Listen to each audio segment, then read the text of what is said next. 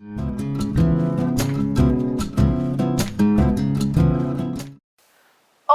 tudo bem com vocês? Então, para quem não me conhece, eu sou a professora Sandy Moreira, sou cirurgiã dentista e estou ministrando aula aí da disciplina de Introdução ao SUS e Ética Profissional. Então, pessoal, vamos falar hoje sobre o tema da nossa aula é o comportamento humano e os direitos do paciente. E vamos falar ali do tópico 1, aspectos fundamentais. Então a gente vai compreender toda essa questão, né, do comportamento do ser humano, dos direitos do paciente, dessa questão da busca por direitos e de oferecer sempre ali o melhor tratamento, né, para o seu paciente, para o paciente.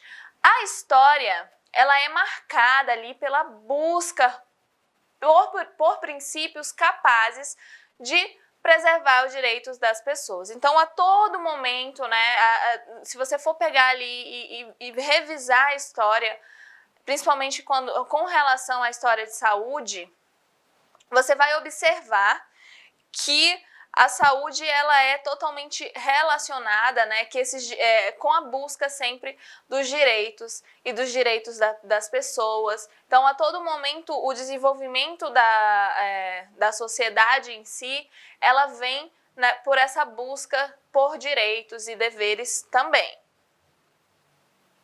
Então, lembrar sempre, né, pensar que sempre foi feito essa busca por direitos, sempre enaltecendo a dignidade das pessoas e sempre fazendo ali com que cada indivíduo ele seja respeitado, tá? Nos verdadeiros ali limites da sua cidadania. Então, é muito importante para esse desenvolvimento no decorrer, né, da vida humana, a questão dessa busca sempre pela dignidade, por sempre respeitar ali a individualidade de cada um e sempre ir até preservar os limites, né, da cidadania do próximo. Então, o princípio de segurança, ele é exposto ali nos artigos 5, né, 3 e 6 ali da Constituição de 144 ali da Constituição Federal. Então, o que acontece? É garantido lá o direito à integridade física e moral de cada um dos seres humanos da população.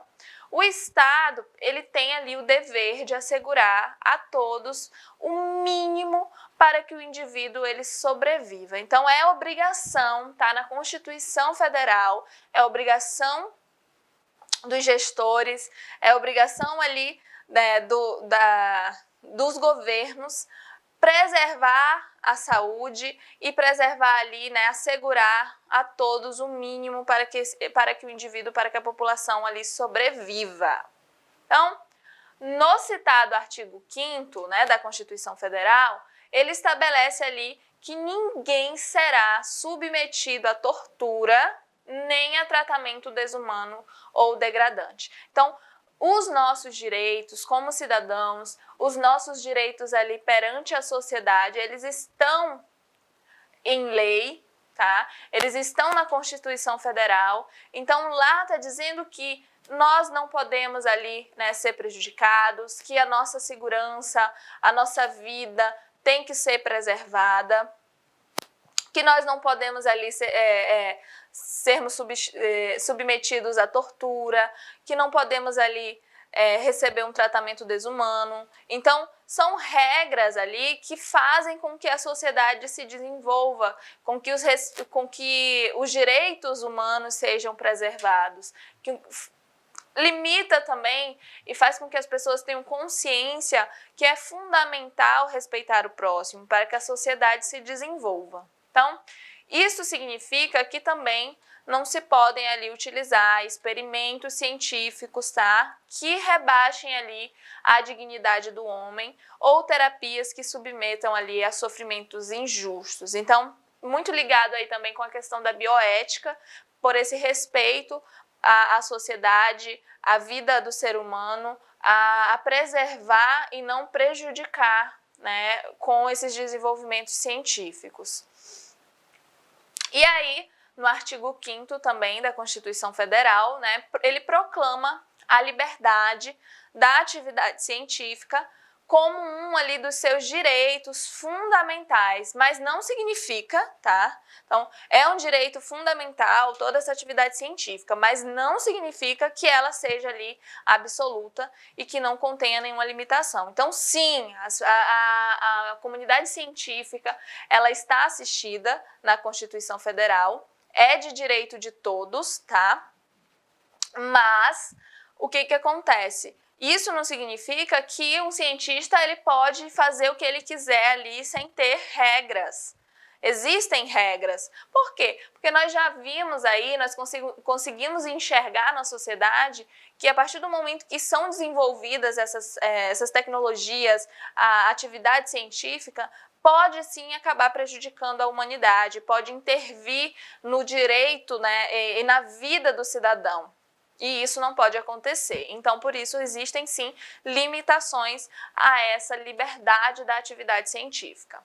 Então, há diversos valores jurídicos ali que são reconhecidos constitucionalmente, como ali a vida e a integridade física e psíquica, também a privacidade. Então, o que acontece? Esses valores jurídicos que garantem essa integridade física, psíquica, privacidade, eles poderiam ser ali gradativamente afetados pelo mau uso de uma liberdade, né, de pesquisa científica.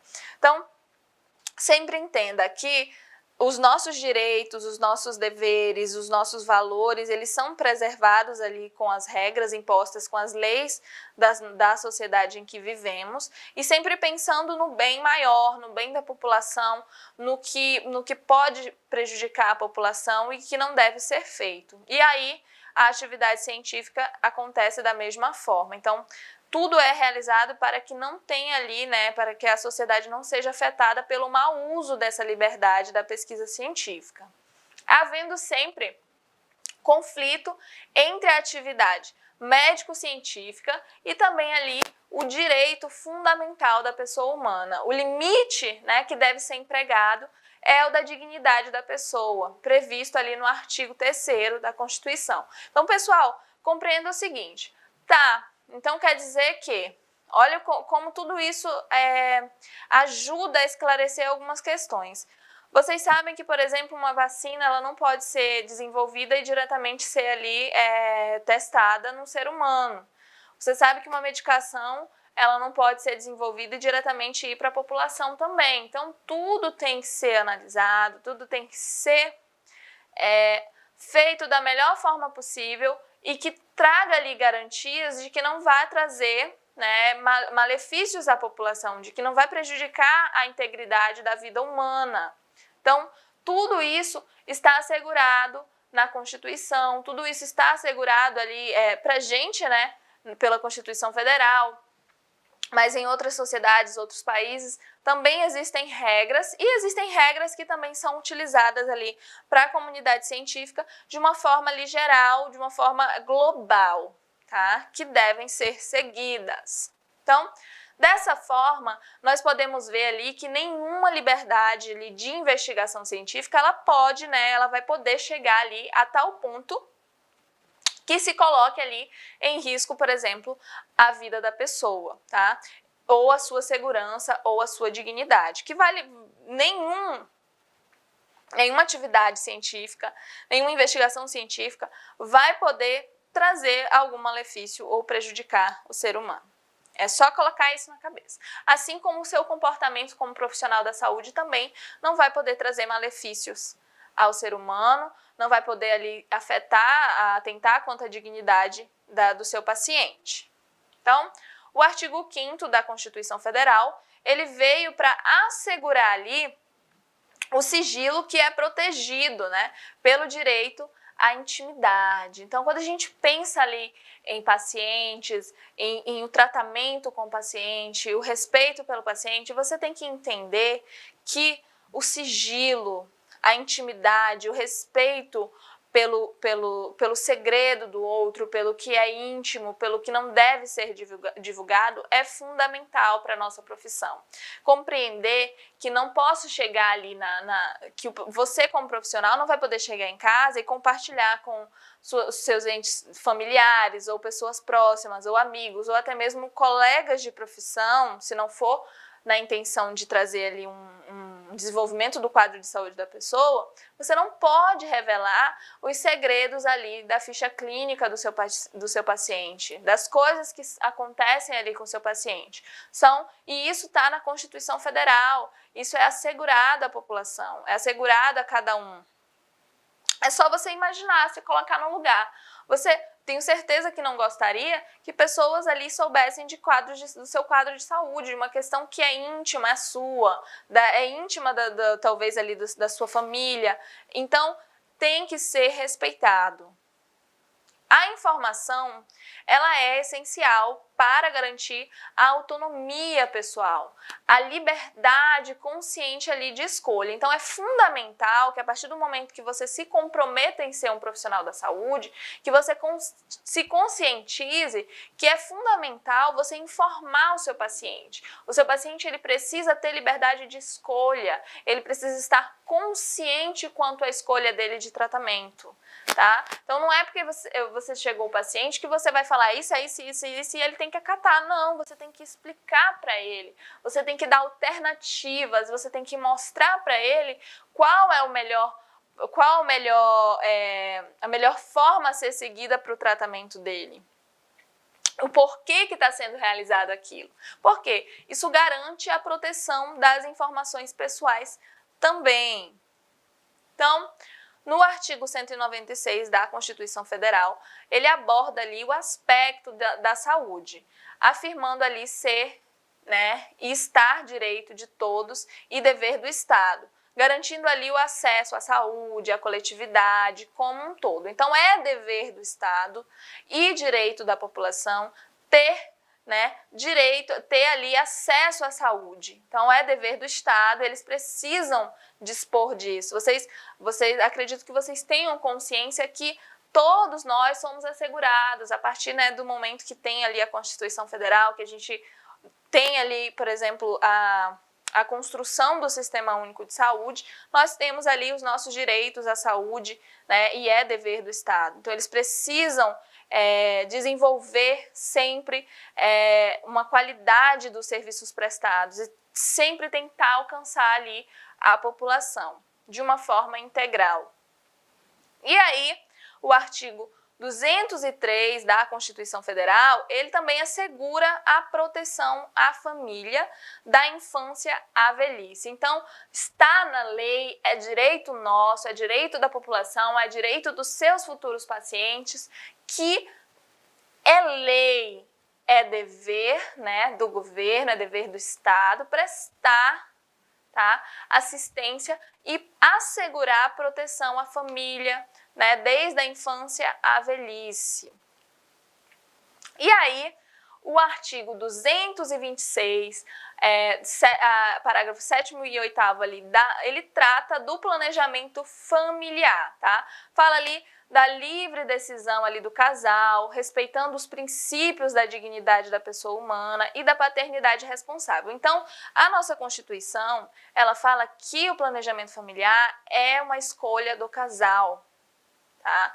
Tem algumas sociedades que isso o governo interfere, mas a nossa é de respeito, é um total respeito à escolha do casal. Então, o casal é que vai escolher o seu planejamento familiar, vai escolher se ele vai ter 1, 2, 3, 4 filhos, tudo dentro ali respeitando sempre os seus princípios, E respeitando os princípios, a moral, os costumes dos seres humanos. Então, entenda isso, que é assegurado, à população ter ali o direito à escolha do seu planejamento familiar. Se a organização e o funcionamento ali dos sistemas de saúde na década de 1980, eles acabaram sendo marcados, pelos princípios da eficácia e da otimização e eficiência. Então, na década de 80, foi ali marcado, né, a saúde foi marcada por essa questão de ter princípios, de ter uma eficácia, de ter uma otimização ali do tempo, de facilitar, né, o acesso à população e ter uma eficiência. A partir dos anos 90, foram ali incorporados, né, as noções de qualidade, equidade, de satisfação, autonomia do usuário. Então, a partir ali da década de 90, as pessoas elas começaram a ser conscientizadas quanto aos seus direitos, né? A quanto ela pode ou não cobrar, né? O que ela tem como direito, o que ela pode cobrar ali dos trabalhadores da saúde, das pessoas que estão prestando assistência à saúde. Então, a partir do momento que as pessoas elas tomam consciência disso, elas precisam saber ali a necessidade, elas precisam entender a equidade, né? Toda essa questão de como o atendimento tem que ser feito de uma forma ali, sem ser de uma forma preferencial para um ou para outro, mas que sim tratar sempre o paciente de acordo com a necessidade dele, não é? Sempre respeitando. A população passa a ter consciência de autonomia ali, de falar, de se expressar quanto à sua satisfação ou insatisfação ali com o trabalho ofertado, né, com o serviço que está sendo ofertado de saúde, e também essa autonomia ali do usuário de chegar e cobrar. Então, nós vamos falar ali um pouquinho, né, sobre o comportamento humano, os direitos do paciente, o tópico 2, tá? Que fala ali dos fundamentos do comportamento do profissional de enfermagem. Então, vamos entender todo esse contexto, não só ali do profissional de enfermagem, mas de todos os profissionais que trabalham, né, na saúde, que empregam ali, que se predispõem a atender pessoas, a ajudar pessoas, a melhorar ali o quadro de saúde da população. Então, vocês precisam compreender que toda essa questão do atendimento, que a partir do momento que passa pela sua cabeça que você quer ser um profissional da área da saúde, você vai ter responsabilidades quanto à vida, né, das pessoas, à saúde, à qualidade de vida daquele ser humano. Aí eu vou colocar para vocês a questão de que entenda. Pessoas doentes, elas estão passando por uma situação muito complicada. Então, elas estão com medo, elas estão ansiosas, elas não estão apenas, quando a gente fala de doença física, mas também tem a doença emocional.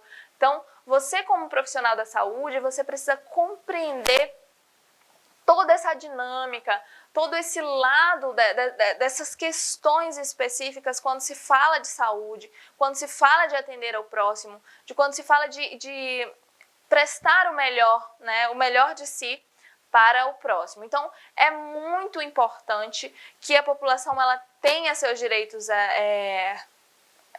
atendidos, né, da melhor forma possível. Isso só acontece quando os profissionais da saúde, eles colocam e eles compreendem as suas obrigações. Compreende que a partir do momento que você se compromete com uma profissão é algo muito importante e de muita responsabilidade.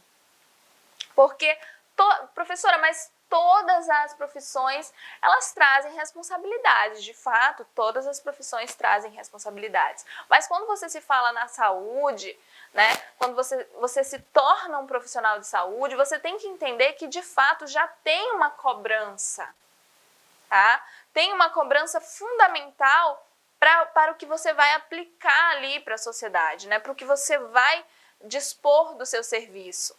Então, você precisa compreender, né, que o dever ali do proceder humano, no plano deontológico, ele depende ali de alguns fatores. Então, você precisa compreender que a deontologia, ela trabalha muito com o que é de obrigação, né, com as regras impostas, com que o proceder humano dentro das tarefas que são previstas ali pela profissão de cada um, ou de uma forma ali individual ou coletiva. Então, precisa compreender que a saúde é uma grande responsabilidade. A saúde do próximo, tudo na nossa Constituição, lá desde 1880, ali, desde a década de 80, que começou a ter essa questão, começou a se trabalhar a saúde pública no Brasil.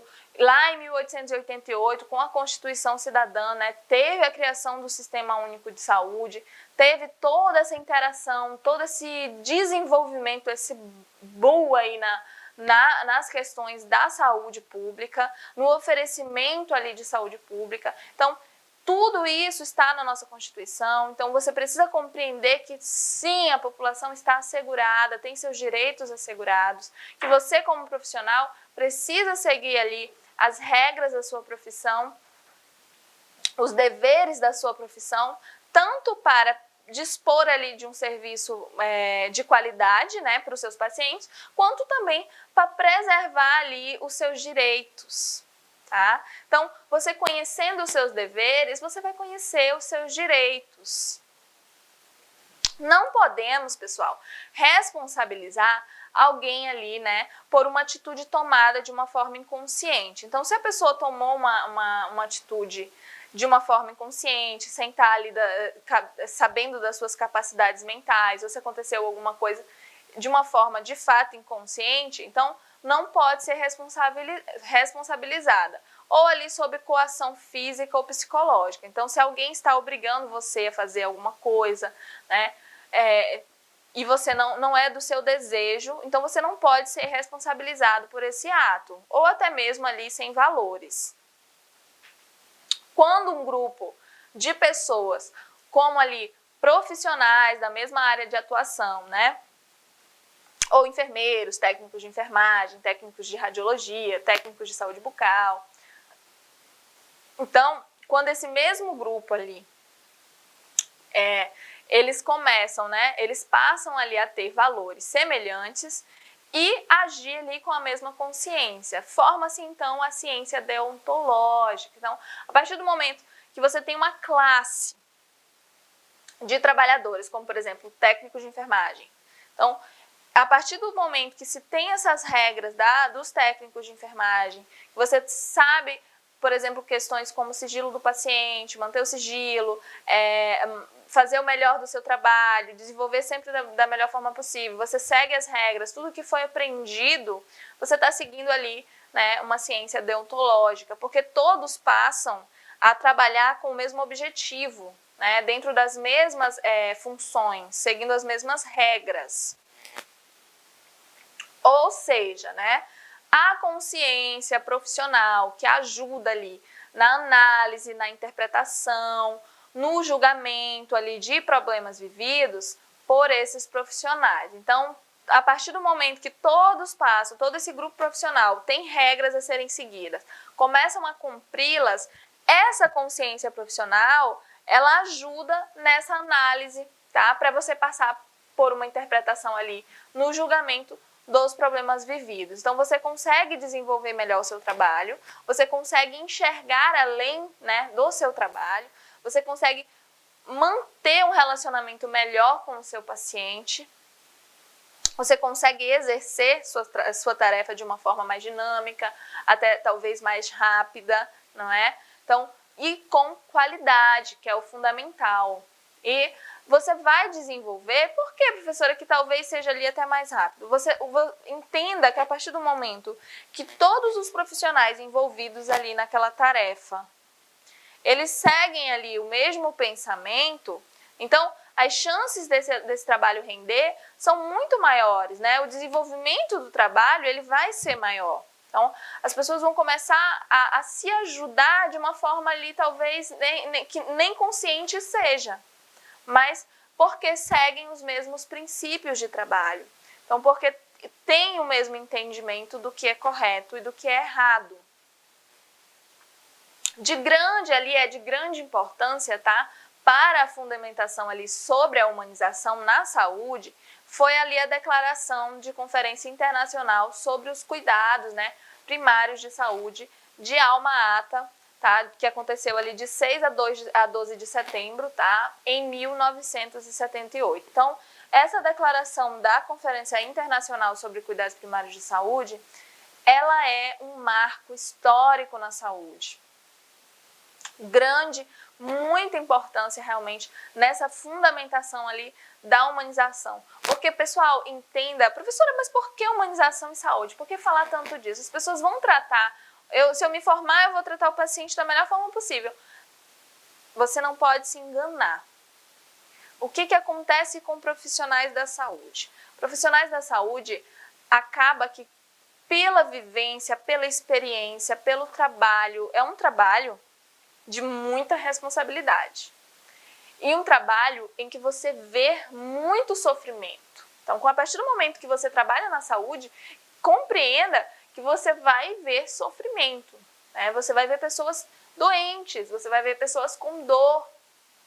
Então, você passa com o tempo, né? Você passa a não enxergar aquelas pessoas e passa a enxergar apenas o seu trabalho de uma forma mecânica. Você pensa apenas no que se deve fazer e não em como se deve fazer. E não pensa ali, acaba que o trabalhador da saúde, o profissional da saúde, ele esquece que aquela pessoa é uma pessoa, que aquela pessoa ela tem um nome, ela tem uma vida, ela tem pessoas que a amam. Então, o seu trabalho se torna mecânico. E olha que isso vem de muito tempo. Então, lá em 1978, foi ali trabalhado muito essa questão da humanização na saúde, do trabalho da saúde. E aí, até hoje, nós temos dificuldades, é enfrentado ali com dificuldade essa questão da mecanização ali do trabalho do profissional da saúde. Porque o profissional ele precisa ser humano, ele precisa trabalhar com humanização, ele precisa compreender que é o outro que ele está atendendo. E aí, eu sempre bato na tecla de pensar o seguinte: lembre-se que aquela pessoa poderia ser sua mãe, seu pai, seu irmão, uma pessoa que você ama muito. Porque ela é o amor de alguém, ela é a razão da vida de alguém, ela é uma pessoa que pode, né, ser ali o fundamento de uma base familiar. Então, cuide do seu paciente, enxergue o seu paciente, abra seus olhos. Ah, professora, eu enxergo, eu vejo meu paciente. Sim, você vai ver, mas vê de uma forma humana. Entenda que as pessoas que vão chegar para vocês não são pessoas que talvez sejam as mais amáveis. Muitas vezes você vai encontrar pacientes maravilhosos, que sejam ali pessoas muito educadas, que te respeitem, que dê valor ao seu serviço. Mas muitas vezes você vai ver uma pessoa que está ali frustrada, que está com dor, que está abalada emocionalmente, que está cansada e que talvez acabe descontando na pessoa mais próxima e que está com medo. E além da pessoa que você vai tratar, você provavelmente vai ter que atender também uma acompanhante dela, tá?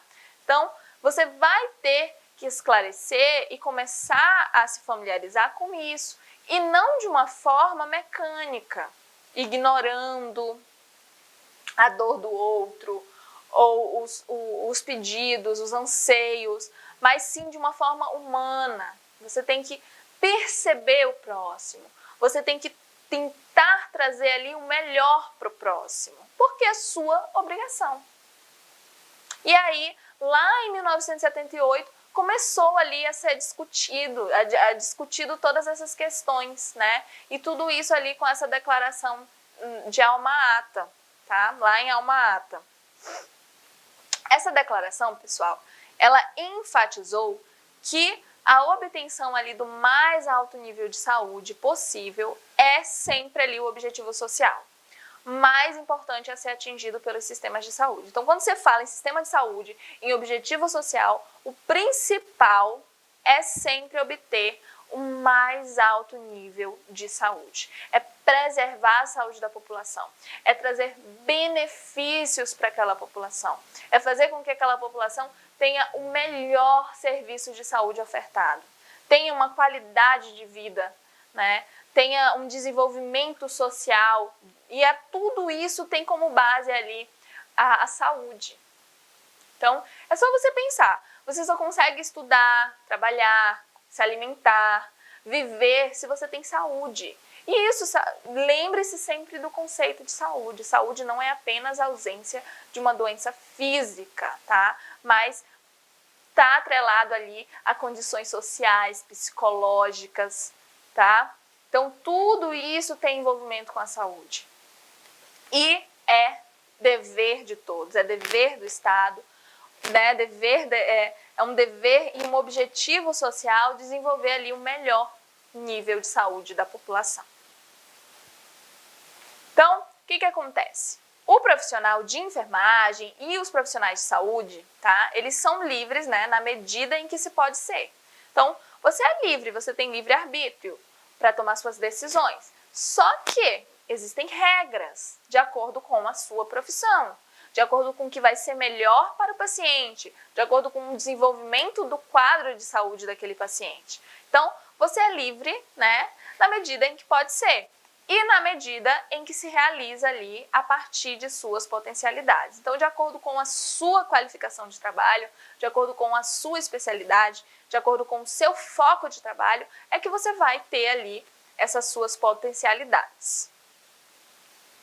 Esse profissional, ele também colabora ali com a liberdade do paciente, tá? Dos familiares, da sociedade e dos membros e equipes ali de saúde ou equipe de enfermagem. Então, você tem responsabilidades quanto à saúde, o desenvolvimento ali do seu trabalho e também tem responsabilidade ali quanto à liberdade do seu paciente. Como que eu faço isso, professora? Você precisa esclarecer para o seu paciente, para os familiares, para a sua equipe de saúde, como que vai ser desenvolvido esse trabalho, o que vai ser realizado para a melhoria de saúde dele, qual o problema de saúde dele, o que está acontecendo, qual o quadro de saúde do seu paciente, tá? O que deve ser realizado para melhorar, como que vai ser, quais são o direcionamento, né, o seu diagnóstico, o seu prognóstico, tá? Como que vai ser realizado. Tudo tem que ser esclarecido, porque a partir do momento que é esclarecido, você dá liberdade de escolha para o seu paciente, para os familiares, a sociedade e até mesmo para os seus membros ali, os membros da sua equipe de trabalho. Os enfermeiros, né, que prestam ali cuidados diretos à beira do leito, eles ainda constituem uma grande parte ali da força do trabalho e da profissão. Então, aqueles enfermeiros, aqueles técnicos de enfermagem, aqueles profissionais da saúde que ficam ali muito, né, em contato com os pacientes em hospitais, em beira de leito, eles são uma grande parte da força do trabalho na área da saúde. No entanto, né, as definições de prática e os papéis de enfermagem e também de outras profissões, eles têm ali se expandido para acompanhar as exigências sociais. Então, cada vez mais você enxerga profissionais se capacitando e se direcionando a uma determinada área de serviço, né, de trabalho. Então, isso tanto na enfermagem quanto em qualquer outra área da saúde e também de profissões. Então, as pessoas elas estão investindo cada vez mais em áreas específicas, em trazer melhoria de qualidade ali, um melhor atendimento, né? Porque a partir do momento que você se concentra em uma área, entende-se que você vai ser o melhor nela. Então, cada vez mais os profissionais estão fazendo isso. E a gravidade dos pacientes internados também levou, né, a uma necessidade, como eu falei, de profissionais mais especializados. Então, de acordo com o quadro de saúde, com doenças específicas, com necessidades específicas, foi-se tendo aí a necessidade de ter profissionais especializados, capacitados para atuar justamente com aqueles quadros de saúde, de uma forma ali mais específica. Então, sim, isso vai fazendo com que você tenha profissionais mais capacitados e que também a população tenha um melhor serviço de saúde.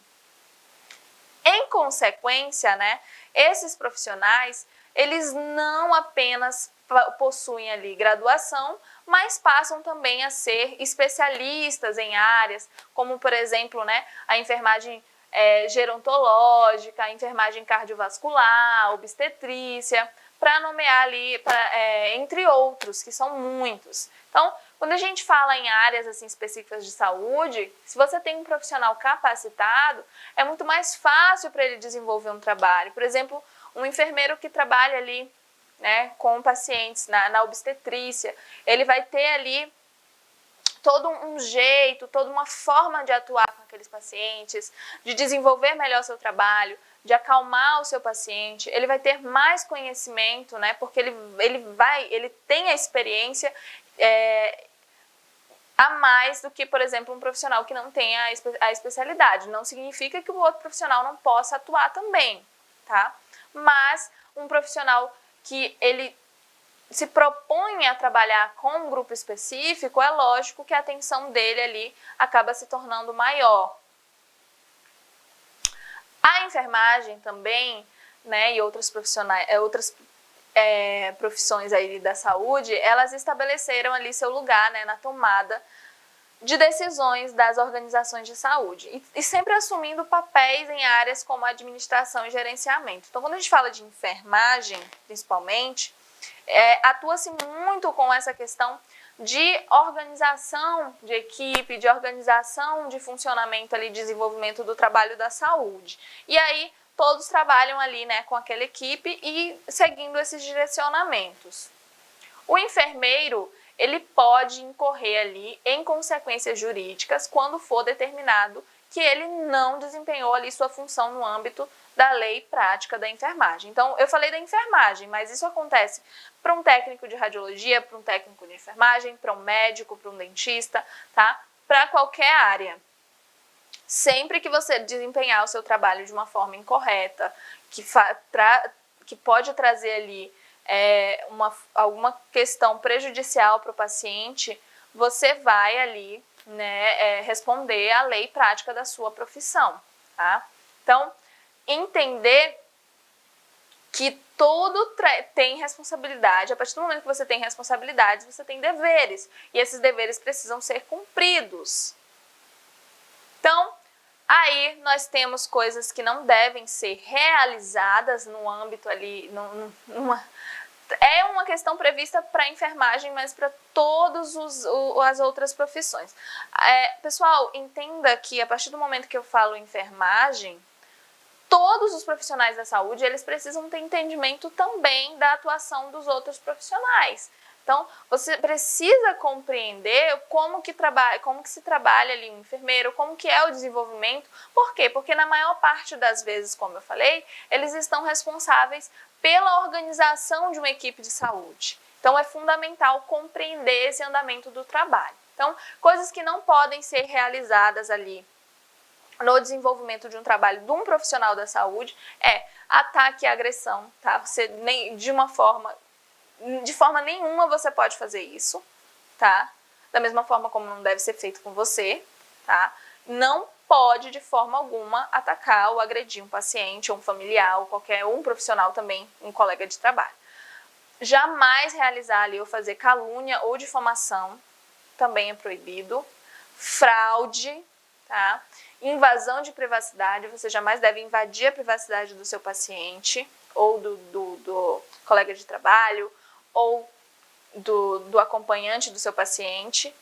Sempre, jamais fazer ali um cárcere privado, jamais ser negligente no seu ambiente de trabalho, jamais ser negligente com o seu paciente, com o seu trabalho, e jamais também praticar ali imperícia, tá? Os enfermeiros, tá, também têm ali responsabilidades profissional, tá? De demonstrar ali um comportamento adequado do ponto de vista ético, que ultrapassa ali os limites de situação de cuidados do paciente individualmente. Então, tanto você tem os deveres quanto ao que você vai realizar no paciente, mas também de acordo com o seu comportamento, com o comportamento que você deve empregar à sociedade, tá? Tudo de acordo com a ética. Os avanços na tecnologia e esterilização ali dos custos de saúde e a carência também de pessoal tem ali um potencial de desencadear dilemas éticos. Então, o que acaba acontecendo? Como tem necessidade de profissional e muitas vezes acaba vindo profissionais que não são capacitados e que acabam fazendo que tem esses dilemas éticos. Então, pessoal, vamos falar ali um pouquinho, né, sobre o tema da nossa aula é o comportamento humano e os direitos do paciente. Então, vamos falar ali sobre o tópico 3, direitos do paciente. Então, compreenda que da mesma forma que os profissionais ali têm deveres e direitos, os pacientes eles têm seus direitos. Né? A população tem direito à saúde. Então, lá desde a nossa Constituição de 1988, a Constituição Cidadã, nós temos ali os nossos direitos assegurados. E aí, assiste-se hoje, né?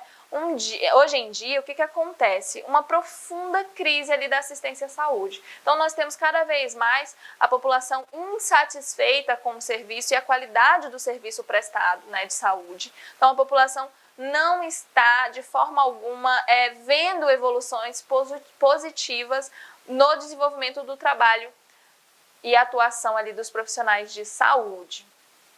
Muitas razões são apontadas ali para o descontentamento, né, generalizado com as instituições hospitalares. Então, o que acontece? Existem várias razões para que a população não se sinta satisfeita com os serviços prestados pelos profissionais de saúde e também pelas instituições de saúde como os hospitais. Então, uma dessas razões são inacessibilidade dos serviços, então as pessoas reclamam de não conseguir acesso aos serviços de saúde, a ausência ali também de simpatia e solicitude, então as pessoas acham que os profissionais de saúde não estão solícitos, não são simpáticos, estão ali geralmente carrancudos, mal-humorados, não as tratam bem, então é uma das reclamações. Também temos ali questão de reclamação de imperícia ou negligência dos profissionais, então existem muitos profissionais que, vocês viram que não se deve ser negligente de forma alguma, mas ainda existem profissionais que atuam dessa forma e a população cada vez mais se sente insatisfeita, né, com esses profissionais, com esses serviços de saúde que são ofertados. E aí, para grande parte ali dos profissionais, o conhecimento de como se relacionar, né, com seus pacientes, ele restringe-se, né, à teoria aplicada no seu currículo acadêmico. Então, o que acontece? Os profissionais de saúde, vocês estão hoje estudando para ser futuros profissionais de saúde. Vocês não podem se limitar e se restringir apenas à teoria que é aplicada, né, no seu currículo acadêmico. Você precisa desenvolver e sempre pensar pelo lado humano, no atendimento humanizado, compreender o paciente, tentar entender a realidade do paciente. Então, para grande parte dos profissionais, isso não acontece, fica tudo limitado a questões teóricas. E sem maior ali, identificação, por exemplo, com a realidade que é existente, né? Com o meio em que se vive, com a realidade do seu paciente, com a realidade ali existente nas instituições de saúde. Então, o profissional ele fica tão atrelado a questões do seu currículo, da sua questão de entendimento mesmo, de questões teóricas, que ele não consegue empregar todas essas questões dentro de uma realidade local, né? Dentro de situações específicas em hospitais. Não consegue compreender que a partir do momento que você vai trabalhar, que você vai viver o dia a dia de um ambiente de saúde, muitas coisas podem acabar não saindo como previsto. E aí, o que acaba acontecendo é que esses profissionais eles não sabem lidar com isso e atuam de uma forma não satisfatória para a população, para os pacientes. É provável que boa parte ali dos problemas geradores dessa crise assistencial seja ali o desconhecimento ou o desrespeito justamente aos direitos dos pacientes. Então é fundamental que todos os profissionais da saúde eles compreendam que os pacientes eles têm direitos, né? E esses direitos eles precisam serem ali respeitados, tá?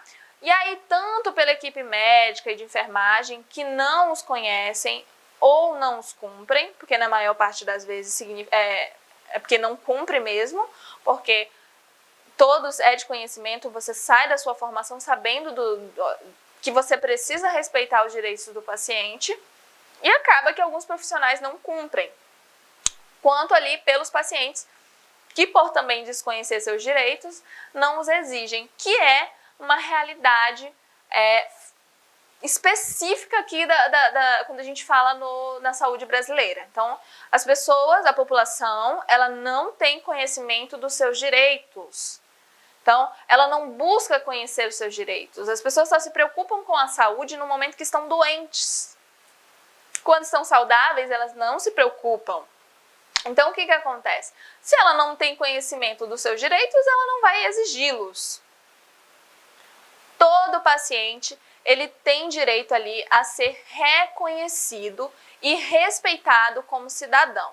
O que implica, né, participar também das decisões relacionadas ao seu cuidado e tratamento. Então, sim, o paciente ele precisa saber o que está acontecendo com ele precisa ser informado pelos profissionais da saúde para que ele participe, para que ele tome decisões, para que ele tenha direito à escolha do que vai ser, do que ele considera ser melhor para ele, levando em consideração que você vai explicar para o seu paciente o porquê que deve ser feito aquele tratamento, como deve ser seguido, o porquê que ele deve fazer aquilo ou não, tá? Então você vai explicar dentro da sua capacidade ali da sua capacidade profissional, tá? Dentro dos seus conhecimentos, da melhor forma possível, da forma mais clara, para que o seu paciente consiga decidir e tomar ali também a frente no seu tratamento. É importante, tá, reconhecer que não tem ali um código brasileiro específico de direitos do paciente ou do cliente, tá? Então, o que acontece? Porém, não tem um código específico, mas existem ali vários textos legais que abordam o assunto, incluindo ali leis, jurisprudências, resoluções e declarações de princípios. Então, vamos ver alguns exemplos. Nós temos ali, né, exemplos de leis e regulações que defendem ali os direitos do paciente, que colocam claramente quais são esses direitos. Então, nós temos ali direitos assegurados pela Constituição Federal do Brasil, nós temos direitos assegurados dos pacientes pelo Código Civil Brasileiro, pelo Código Penal Brasileiro, nós temos ali pelo Código de Defesa do Consumidor também esses direitos assegurados. Nós temos ali o Estatuto da Criança e do Adolescente, que vai assegurar os direitos, né, da criança e do adolescente. Nós temos lei dos planos de saúde, normas de Agência Nacional de Saúde Suplementar, ANS. Tem aí também o Código de Ética Médica, né, que influencia ali em todo esse tratamento, na conduta dos profissionais de medicina. Temos a resolução do Conselho Federal de Medicina. E aí, pessoal, os profissionais da área da saúde, eles precisam respeitar ali o direito dos pacientes de serem informados sempre, tá? Acerca ali do seu processo de saúde e doença. Então, o meu paciente, ele precisa ter consciência do que está acontecendo com ele, tá? Qual o seu processo de saúde e doença? O que provavelmente ocasionou aquilo? Como que é o decorrer dessa doença, o desenvolvimento dessa doença? O que pode acontecer se ele seguir o tratamento ou se ele não seguir? Quais as formas de tratamento que são oferecidas, que podem ser ofertadas para ele? Então, tudo tem que ser esclarecido. Sempre de uma forma, de uma linguagem que ele entenda, e não vai usar a linguagem técnica que o paciente não consiga compreender. Então, tudo tem que ser realizado da melhor forma para o paciente compreender e entender o seu estado de saúde, o seu quadro ali de saúde e doença. Necessita também, né, contribuir ativamente para o esclarecimento ali do seu direito, tanto à informação em si, quanto também ao consentimento informado livre. Então, o paciente ele precisa consentir para que você faça ali, realize o tratamento dele, tá? Você não vai fazer sem o consentimento. Para assegurar também o respeito aos direitos dos pacientes, é necessário que as enfermeiras ou os demais trabalhadores ali da enfermagem e das outras áreas de saúde, eles estejam permanentemente ali atentos aos seus direitos e os direitos ali também do acompanhante do paciente, tá? Não apenas também a equipe de enfermagem, mas como eu falei, todos os trabalhadores que atuam no ambiente hospitalar, tá? Que atuam ali no ambiente de um serviço de saúde, eles ali necessitam reconhecer e respeitar os direitos dos pacientes. Então, eu fiz isso de forma inconsciente, porque... Não, gente, você vai saber, tá? Você sabe que o paciente ele tem direitos, que você não pode descumpri-los. Existe toda uma ética na sociedade que vai ali para questões, né, da biomedicina, da deontologia relacionada à área da saúde. Tudo para fazer com que o profissional ele tome consciência que suas atitudes podem causar danos ou podem trazer, né, melhorias para a saúde de uma pessoa. Então, é uma responsabilidade fundamental.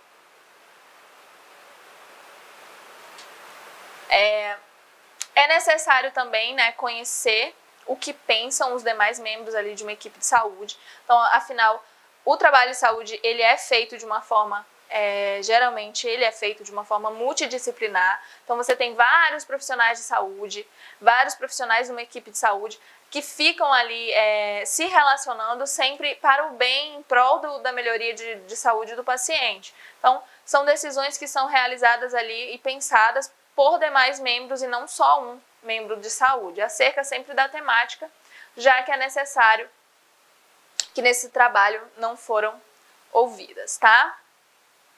E aí, vamos falar ainda sobre o comportamento humano e os direitos do paciente. Então, o tópico 4, que fala ali da relação profissional versus paciente em situações diversas, em várias situações. Então, a gente tem ali o paciente ele tem direito a tratamento adequado, com informações corretas e claras, tendo o direito de opinar sobre o seu tratamento. Então, o paciente, vocês já sabem que eles têm o direito ali de opinar quanto ao que a melhor forma de tratamento para ele. Cabe ao profissional esclarecer essas informações em uma linguagem clara, sem uso ali de terminologias que dificultem esse atendimento do paciente e do seu responsável. Sempre fazendo ali diante da realidade, né, da qualidade dos serviços de saúde prestados, percebe-se a necessidade de uma reformulação ali das práticas cotidianas de gestão e de atenção à saúde. Então, se vê sempre a necessidade de uma melhoria, né, do desenvolvimento do trabalho desses profissionais, para que eles comecem ali a agir de uma forma mais humanizada, respeitando as adversidades dos pacientes, os direitos dos pacientes. Assim, substituindo, né, questões culturais, institucionais, infelizmente ainda muito disseminadas, que tendem também a tratar como objetos as pessoas que utilizam esses serviços. Então, geralmente os profissionais de saúde acabam trabalhando de uma forma mecânica e não humanizada. E não é isso que a gente quer e não é isso que precisa. Então, precisamos cada vez mais de profissionais ali humanizados. E existem aí políticas públicas de humanização, de atenção à saúde, vendo sempre ali consolidadas nos últimos anos. Elas vêm sendo porque tem-se sempre a necessidade que esses profissionais eles sejam ali cada vez mais assistidos. E aí nós temos também o homem, ele deve ser considerado, né, como o centro da ação ética. Então você sempre tem que pensar de uma forma ética, sempre pensar no bem do próximo e não trazer malefícios à vida do próximo. E aí a gente tem o imperativo categórico kantiano, que ele segue a regra ali de considerar o homem, né, como um fim em si mesmo, não somente ali como um meio de satisfação dos interesses das forças sociais em saúde. Então se preocupa muito com o bem individual também, tá? Não apenas ali no que vai beneficiar a questão coletiva. E aí nós temos o tema da aula, erro humano e o exercício ético profissional. E aí o tópico 1, que fala ali dos aspectos conceituais. Então, é de conhecimento ali de todos que os profissionais da saúde, eles devem exercer ali sua profissão de uma maneira ética e respeitosa. Então, todos os profissionais, eles precisam exercer ali sua profissão da melhor forma e de uma forma ética e respeitando sempre o bem ali do paciente. Sempre precisa se esforçar para oferecer ao paciente e à família do mesmo a melhor assistência, atendendo sempre às suas necessidades. também precisa respeitar ali seus valores dos pacientes, as crenças dessas pessoas, na tentativa de recuperar ali os agravos, trazer alívio, né, do sofrimento e também fazer ali a promoção de saúde. Durante todo o processo de aprendizagem do profissional de saúde, ele é ensinado que sempre ali, em primeiro lugar, você não pode causar danos, você não pode trazer malefícios ao seu paciente. Entretanto, a falibilidade, ela é uma característica ali intrínseca, né, que é imutável do processo de cognição dos seres humanos. Então, os seres humanos, eles são seres que podem sim causar danos, ser falível, ele pode não ser. Nem sempre você vai acertar, tá? Por isso, erros podem acontecer durante ali a prestação da assistência à saúde. Somente ali nas últimas décadas, tá, os erros humanos, eles começaram a ser tema ali de pesquisas na área da saúde. Então, só nessas últimas décadas que começaram a se preocupar com os erros que eram cometidos pelos profissionais. No desenvolvimento do conhecimento humano, a ciência da saúde, ela é ali uma das áreas que mais produz resultados importantes, tá? E aí que permitam ali alterar a longevidade ali e a qualidade de vida. Então, cada vez mais com o desenvolvimento, né, de científico, tecnológico, sempre o pensamento de trazer longevidade, né, e qualidade de vida às pessoas é a intenção dos profissionais de saúde. Por meio ali da erradicação de doenças, fazendo ali a compreensão da transformação das respostas orgânicas e sempre procurando o alívio do sofrimento, na busca sempre de curar, né, e de diminuir esses agravos à saúde. Então, sempre a intenção é trazer melhorias de vida ali para a população. No contexto, né, na tentativa de sempre fazer o melhor pelo paciente, profissionais de saúde, eles aprenderam, né, você aprende que você não pode errar. Só que nesse contexto, né, na tentativa de sempre fazer o melhor pelo paciente, os profissionais eles acabam aprendendo que não pode errar e o conceito conhecido global e popularmente como errar é humano, na área da saúde, foi culturalmente ali atribuído a um mau profissional. Então, o profissional que erra na área da saúde, né, de uma forma cultural, ele passa a ser considerado um mau profissional. Mas errar se tornou ali um problema do indivíduo e não do sistema de atendimento, ou ali de uma complexidade de tomada de decisões. E a cultura na prática, ela geralmente atribui os erros, as falhas, na conduta ou no conhecimento ali dos profissionais de saúde. Então, acaba atrelando a incompetência, a negligência, a imprudência ou um corporativismo. Então, as experiências, né, de outras áreas acabam que mostram que esse tipo de abordagem já produz ali um efeito contrário ao esperado. Em vez de você fazer com que os profissionais sejam cada vez mais capacitados, mais preocupados com relação ao tratamento que ele vai oferecer para o paciente, você acaba trazendo profissionais infelizes e com mais chances de errar, tá? Porque dificulta aí a identificação e a análise para poder fazer ali correção dos fatores implicados. O Código de Ética Profissional, ele é de extrema importância e segurança para o profissional que ele tenha ali o conhecimento, né, do código, do seu conselho ali, da sua classe de trabalho, porque assim você pode fazer isso acessando sites, né, respectivos aos seus conselhos.